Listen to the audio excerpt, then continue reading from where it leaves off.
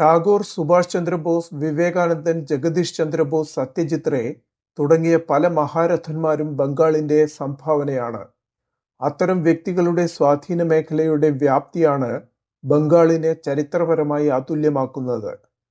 കഴിഞ്ഞ 200 വർഷത്തിനിടയിൽ ഇത്രയും ബൗദ്ധികവും സാംസ്കാരികവുമായ സ്വാധീനം ചെലുത്തിയ ചുരുക്കം ചില പ്രദേശങ്ങൾ മാത്രമേ ഏഷ്യയിലുള്ളൂ.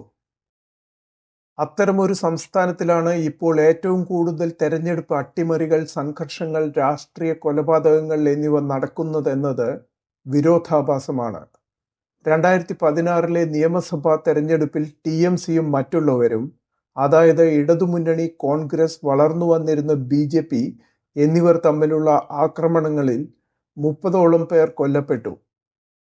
2021 ആക്രമണങ്ങളുടെ തോത് വളരെ ഉയർന്ന് ഏകദേശം 58 കൊലപാതകങ്ങൾ റിപ്പോർട്ട് ചെയ്യപ്പെട്ടു.